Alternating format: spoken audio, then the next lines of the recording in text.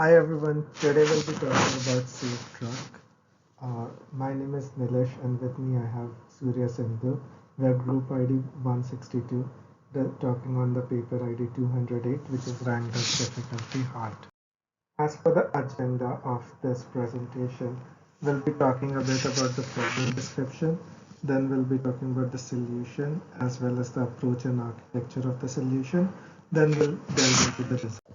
Here's what the problem description. Let's see the impact of preventable medication errors. In the United States alone, we have $40 million, which is the cost of overlooking the patients which are affected by preventable medication errors, which constitute to 7 million in the patient numbers, which are affected by the drug events and preventable medication errors.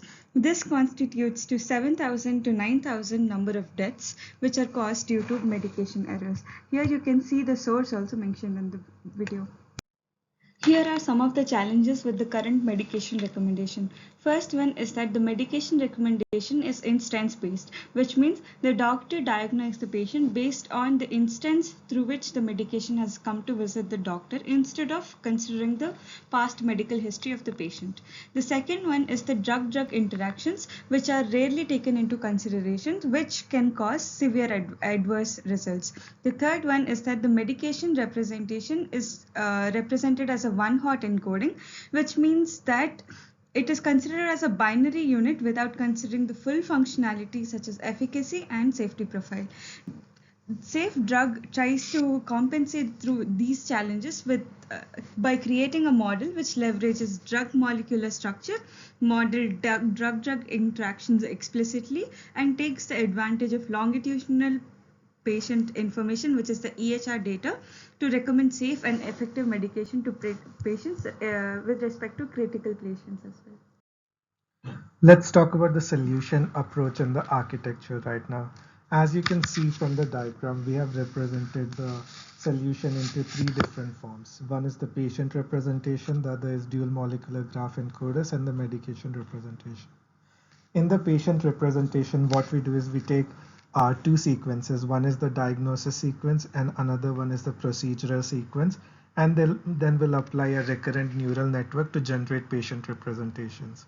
Then we'll pass that patient representation to dual molecular encoder, which will create both a global as well as a local structural molecular embedding.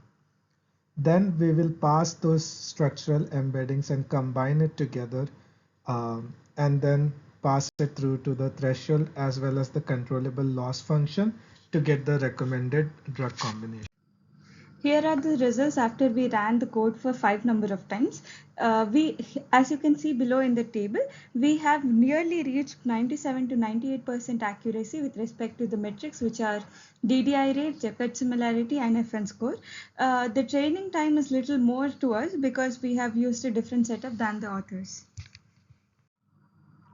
For the additional results, we have ran all the models through 50 epochs. These models include GameNet, Leap, Retain, SafeDrug, and we have also run aberrations on SafeDrug, such as a layer aberration by excluding MPNN and a feature aberration by excluding prescriptions.